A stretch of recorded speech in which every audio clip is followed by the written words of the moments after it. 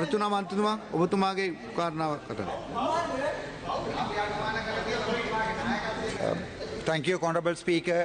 I'm really appreciate this moment. Let me read these 27 questions. அண்மைய நாட்களாக இலங்கை முழுவதும் ஒரு நாட்புறமும் கடலால் சூழப்பட்ட தன்னிறைவான ஒரு நாடாக இருந்தும் இலங்கையிலே மிகவும் அடிப்படையான உணவு பதார்த்தமான கடல் உப்பு பற்றாக்குறை என்பது மிகவும் பேசுபொருளாக ஆக்கப்பட்டிருக்கிறது. இந்த அடிப்படையிலே இலங்கையிலே பாரம்பரியமாக உற்பத்தி செய்யப்பட்ட கடல் உப்பானது வடக்கு மாகாணத்தில் ஆனையிறவு, பரந்தன், உப்பளத்திலிருந்து மிகப்பெரிய அளவில் இதுவரை காலமுமே உற்பத்தி செய்யப்பட்டு வந்தது என்பதை தாங்கள் அறிந்திருக்கக்கூடும்.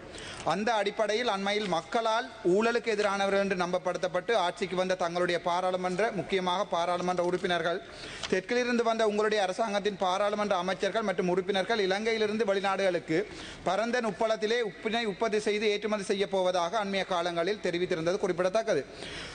மேலும் அதனால் ஏற்பட்ட தங்களுடைய அரசாங்கம் ஆட்சிக்கு வந்த பின்னர் அரசியல் ரீதியாக ஒவ்வொரு அரசாங்க நிறுவனங்களில் இருந்து முகாமைத்துவம் செய்கின்ற முகாமைத்துவ கட்டமைப்புகளை சீர்குலைத்து பெருமளவானவர்களை இடமாற்றம் செய்து தங்களுக்கு சார்பான எந்த ஒரு அனுபவமற்ற முகாமைத்துவ தகுதி இல்லாத தங்களுடைய கட்சி சார்ந்த சாதாரண பணியாளர்களை முகாமைத்துவ அதிகாரிகளாக வேலைக்கு அமர்த்தி இருப்பது மிகவும் தெளிவாக தெரிகிறது.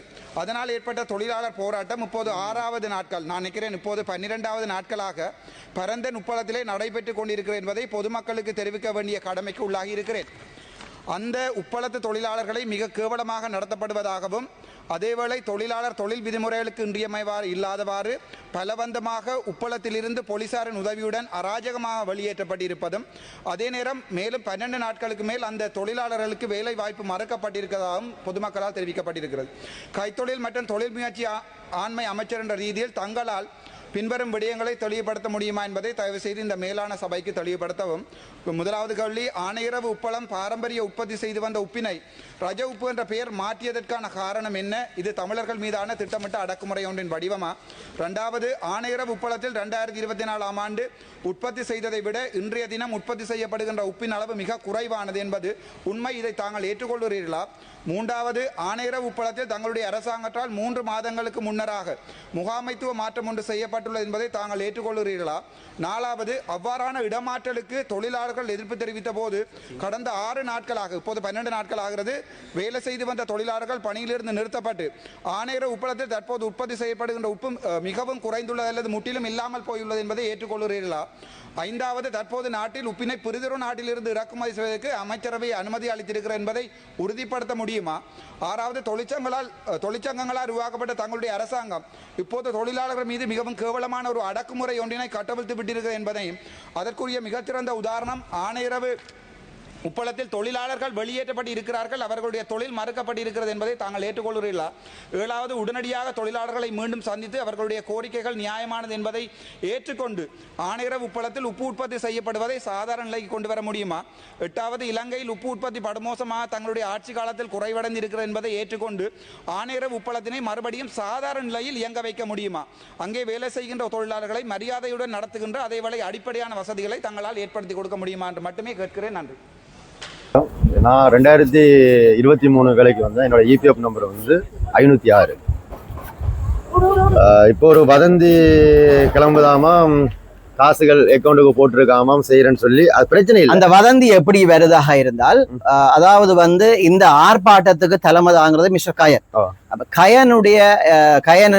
கயனோட வந்து ஒரு சம்பந்தப்பட்ட ஒரு அரசியல்வாதி வந்து கயனோட கதைத்ததாகவும் 2200 ரூபாய் படி வீதம் நீங்க உங்களுக்கு அவருடைய அக்கௌண்ட்டுக்கு போவதாக மக்களுக்கு உங்கள் ஊடாக போவதாக. இந்த ஆர்ப்பாட்டத்தை கைவிட வேண்டாம்.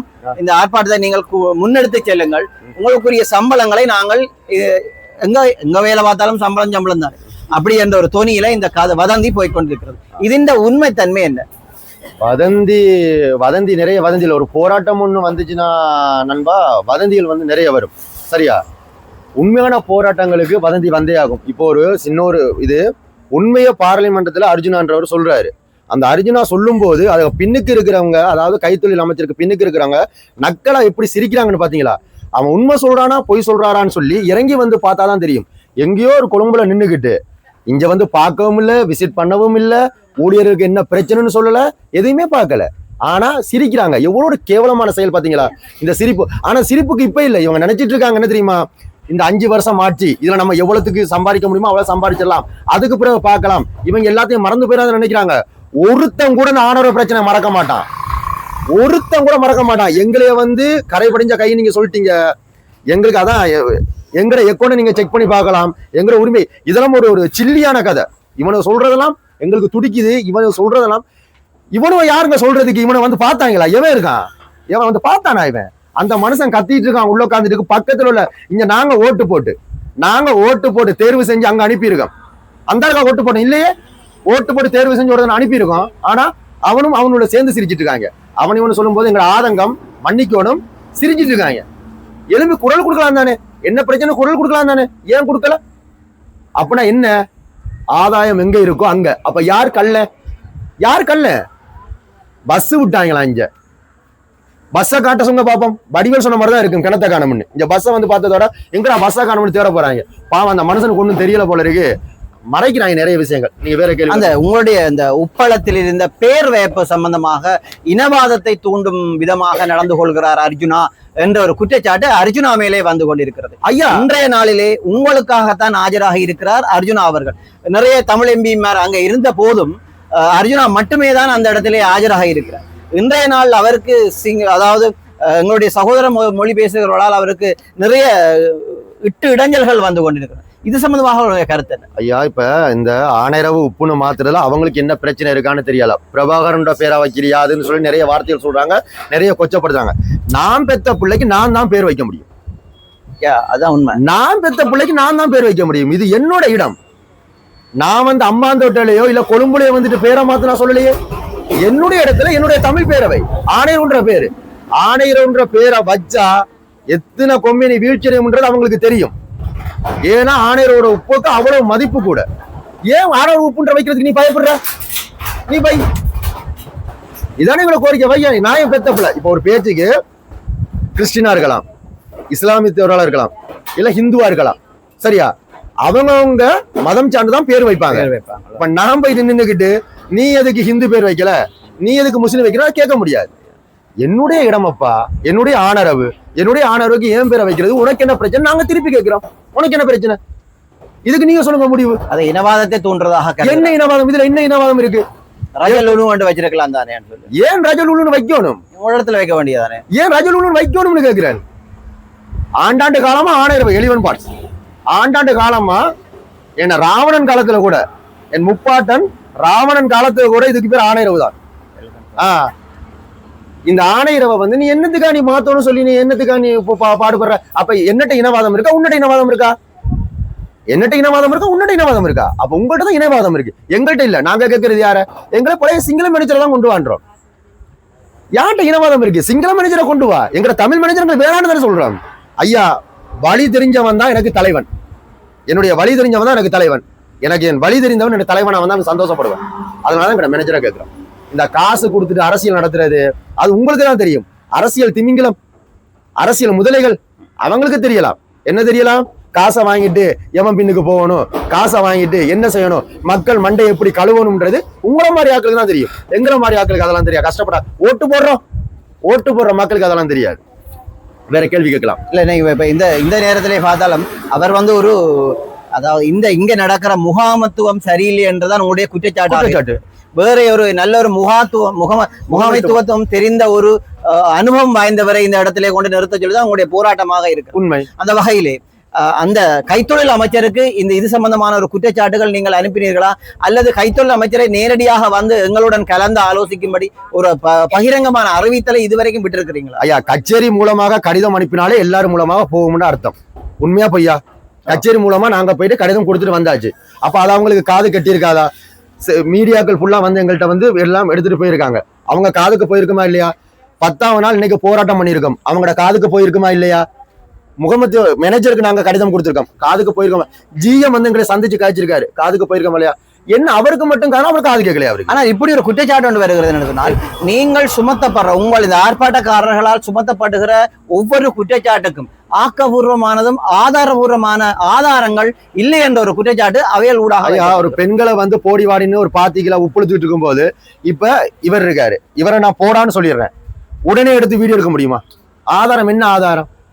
என்ன ஆதாரம்? அந்த இடத்துல ஆதாரம் இருக்காது அல்லது ஆதாரத்தை கொண்டு வர முடியாது என்ற துணிவோடு தான் அவர்கள் அப்படி ஆதாரத்தை கேட்கிறார்கள். அந்த துணிவோட தான் கேட்கிறான். மத்த ஆதாரத்தை நான் காட்டுறேன். எத்தனை லோடு கல் ஏத்தி இருக்க, என்னத்துக்கு மிஷின் பழுதுன்னு கேட்கிறேன். அதுக்கு பதில் சொல்ல துப்பு இல்ல. ஏன் மிஷின் பழுது? இவ்வளவு லொரியையும் நீ ஞாயிற்றுக்கிழமை ஜேசிபி போட்டு ஏத்திட்டு இருக்க, ஏன் துப்புல உனக்கு? இந்த நான் வார்த்தை மூலமா நான் கேட்கிறேனே, அதை சொல்றதுக்கு உனக்கு எதுக்கு துப்பு இல்லாம இருக்கு? நாங்கள் கேட்கிறோம் என்றால் என்ன காரணத்துக்காக இரவிலே நள்ளிரவிலே லோட் அடிச்சு கொண்டு லோரிகள் வெளியில போகிறது? ஐயா, இப்போ ஒரு பேச்சுக்க உண்மையை சொல்ல போனா, இது எனக்கு என்ன பிரச்சனை வந்தாலும் எனக்கு பிரச்சனை இல்லை. எனக்கு வெளி மாவட்டத்துக்கு உப்பு போறதோ இல்ல உலகத்துக்கு உப்பு போறதோ வேற வேற நாடுகளுக்கு உப்பு போறதோ எனக்கு பிரச்சனை இல்லை. என் உப்பு எல்லா இடத்துக்கும் போனா எனக்கு பெருமை தான். என் ஆணையர் உப்பு எல்லா இடத்துக்கும் போனா எனக்கு பெருமை தான்.